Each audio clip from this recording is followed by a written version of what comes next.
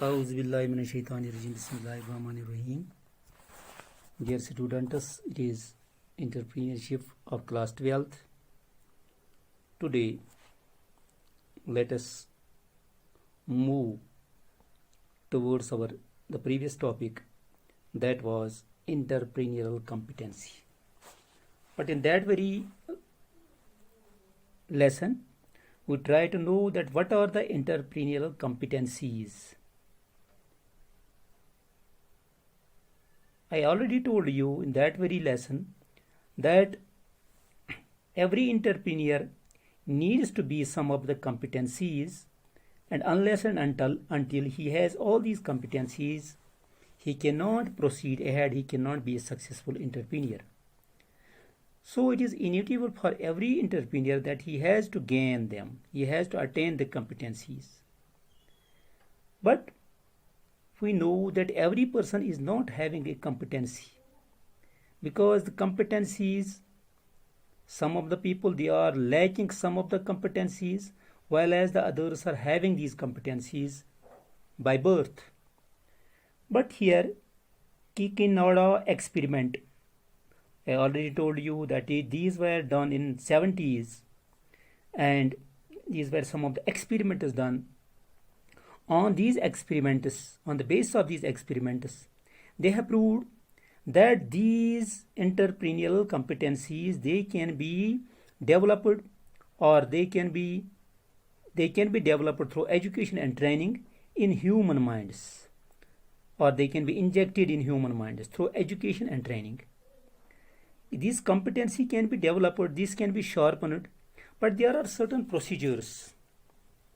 Kikinada experiment says that there are some procedures which can develop, or which can shape these competencies in entrepreneurs or the human beings. For them, we have 4 procedures, or we have 4 steps to follow the procedure. First among them is competency recognition. Yes, competency recognition means that first a person, or for that matter our entrepreneur, has to recognize, he has to understand what a competency is, what a particular type of behavior means. So unless and until he knows the meaning of a particular behavior, or he recognizes or understands a particular behavior, he cannot acquire it, he cannot attain it, he cannot go through it. In other words, we say that to develop a competency means to understand and recognize the particular competency. So the first thing is that we have to understand and we have to recognize a particular competence, and then we can attain it, we can gain it. So among the 4 procedures, the first is, among the 4 steps to follow the procedure, the first is that we have to recognize the competence. Second is self-assessment. Now we have recognized that what a particular competence is. What we have recognized, we have understood the particular type of recognition. We have recognized a particular type of competency. Second thing is that we have to assess it, that whether I possess the particular competence or not. After understanding, recognizing a competence or a behavior, I have to see that whether I possess it, the particular competence or not, and then I have to see how frequently I can exhibit the same in my particular life. So, to know the competency first, and to see that whether I can possess the particular competence, this is the second step. At the same time, whether I can expose it, I can show it, I can show my competence, I can show my talent before the people, to show my worth, whether I am capable enough to do this. This must be the second point, this must be the second step for this competence, for the development of competence. In this very field, every entrepreneur, or for that matter every person, has to answer some of the questions, and then he has to answer the questions, and then he has to give the rating. For example, the questions can be whether how much time I can devote to a particular work. He has to answer this question. He has to answer the question whether I prefer to do tasks that I know well, or he has to answer this question, how long hours for how long hours can I take to complete a particular work, or how much I can work for my new ideas, or how do I welcome new challenges and opportunities? Do I look for new opportunities like a watchdog? When I am confused, should I seek others' advice? Or I want to see my enterprise the best of its type. So these are some of the questions that he has to answer, and after answering these questions, he has to give the rating to what extent a particular question I am going to answer. I can fulfill the to the best of my capability, to the best of my need. In this rating, he has to answer these questions, and with this rating, he can answer the questions with this rating. And at first, he will keep 75 to 100 A, and then 50 to 75 B, then 25 to 50 C, and then 0 to 25 D. So for every question he has to give the rating. For example, he has to see that whether I prefer to do risky ventures. If he is confident enough, yes, I can prefer to do risky ventures, he can grade it, he can rate it, that I prefer to do risky ventures. He can put this the answer of this question in 75 to 100. And at the same time, if he has to answer this question, that can I think about the new ideas, if he is not capable enough to find the new ideas or to respond to the new ideas, he can put it in a C rating, that is 25 to 50, because he is not capable enough to join the new ideas. So this is particular type of rating that he has to do. And after this, he has to go to the third step, or step C, that after knowing whether one stands with respect to a particular competency, one needs to practice the same on continuous basis. Yes, he has attained, he has gained, now he is going to practice a particular type of competence, but he has to repeat it again and again, because we say that practice makes a man perfect. If he wants to be perfect in a particular type of practice, he has to repeat it again and again. If he wants to become skillful in a particular type of competence, he has to repeat it again and again, even though it is a routine job, it is a simple idea, it is the simplest activity, but he has to repeat it again and again, because it is new in his life. The new things need to be repeated again and again, otherwise he cannot practice them in his life. And then the fourth is feedback. This particular person has to give feedback to a particular thing, particular this competency. Feedback means that he has to see the strengths and the weaknesses of a new behavior. That he has to see that I am practicing a particular type of competency, whether what are my strong points and what are my weak points. He has to see the weak points. This is known as the feedback. Feedback means to know the strengths and weaknesses in a particular type of field. Now he is practicing a particular type of competence in a particular type of field. In a particular field, he has to go through the introspection at every level. Otherwise, he cannot become a successful entrepreneur. He cannot be a skillful and competent person, competent entrepreneur. Because to develop and sharpen a particular type of competency, he has to go through the feedback at every level, in every situation, and then he can become a successful entrepreneur. So these are the 4 points here. These are the 4 steps that can give him a procedure to develop, to sharpen a particular type of competency. First was competency recognition, then self-assessment, then practicing it again and again, and the last was for the introspection or the feedback for his. This was to feedback that was to know his strengths and weaknesses. So I think this is enough for the day. Thanks.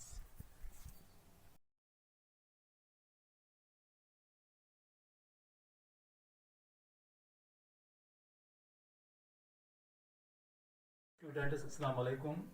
I am Asrar Amin, lecturer Commerce, Higher Secondary School, Swagam. Today, I want to give you the lesson regarding competitive situation method and trade practices analysis. It is one of the topics of our entrepreneurship. This is the second part of our market assessment.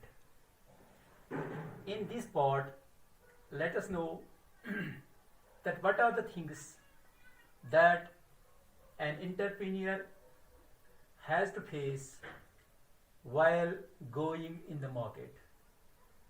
The topic is competitive situation method. My dear students, you know that we are living in a buyer market. We as competitors, we as entrepreneurs have to face different types of buyers.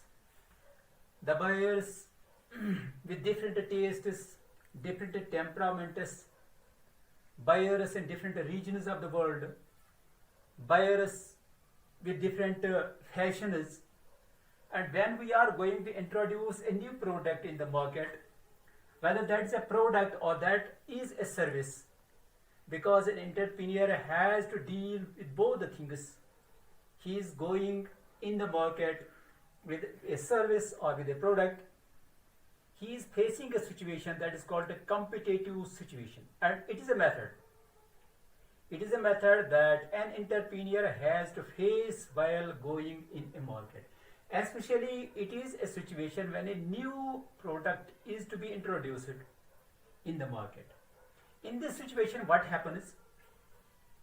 That we are having different competitors in the market. So it is a situation that when a seller comes in the market with a product or with a service, and he is having different competitors in the market, and this situation is very tough for an entrepreneur while going in a market, because he has to find out some questions and he has to answer these questions for being successful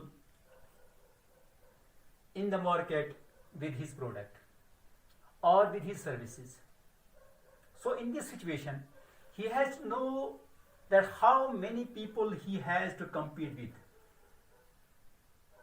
Or in this situation, he has to know that what are the things that, what are the weaknesses and what are the strengths of the product that is already in the market.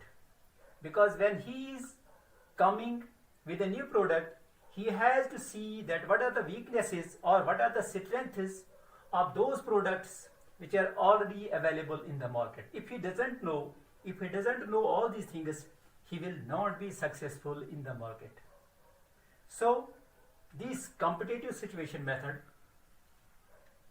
it compels an entrepreneur to know the answers of different questions. I already told you that he has to know the number of competitors, that the people whom he has to compete in the market for while introducing his goods or his services in the market. Second thing, I told you that he has to know that what are the strengths and the weaknesses of the product or of that very service which is already available in the market, because unless and until he knows the weaknesses and the strengths of the product, he cannot be successful to introduce a new product in the market. Third thing is that he has to see that what are the trade practices of the competitors. This means that how the competitors with whom this entrepreneur has to compete, that how he those competitors they are continuing their trade practices. In this trade practice, you must know that he has to know that what are the agencies with whom they are introducing the product in the market or the service in the market, whether that is sufficient or additions or alterations or substitutes are needed for this new entrepreneur in the market. So he has to see this thing also. And then in this competitive situation method, the entrepreneur who is going to introduce a new product in the market, he has to know the customer, who are his main customers, or what is the target group for that very entrepreneur who is coming in the market with a new product or with a new service. And again, at this very time, at this very moment, he has to see that who are the customers I am sharing in the market with my competitors. So he has to know both the things, that who are the customers with him, who are the main customers, or we can say that who is the target group for this very new entrepreneur who is going in the market, and he has to know at the same time that who are the customers that he is sharing with the entrepreneurs or with the competitors who is having in the market. So unless and until he knows all these things, he cannot be successful in this competitive situation, because he is facing a tough competition. As we say, it is cutthroat competition in the market. It is called cutthroat competition. Survival of the fittest, as we already know, survival of the fittest, the person, the entrepreneur who is fit in the market, he can survive. Otherwise, the people or the entrepreneurs who are not fit to compete with others in the market, he cannot be successful in the future. So all these things, all these four questions he has to know, and he has to find out the answers of all these questions. My dear students, I hope that this competitive situation method, it has been clear to you that what is this method, and inshallah we will just discuss the second method, that is trade practices analysis. Inshallah it will be for tomorrow. So I again request you that be safe in your homes and try to go through these lessons we are dropping on the YouTube for the convenience of you students. So be safe and go through these lessons. Thanks.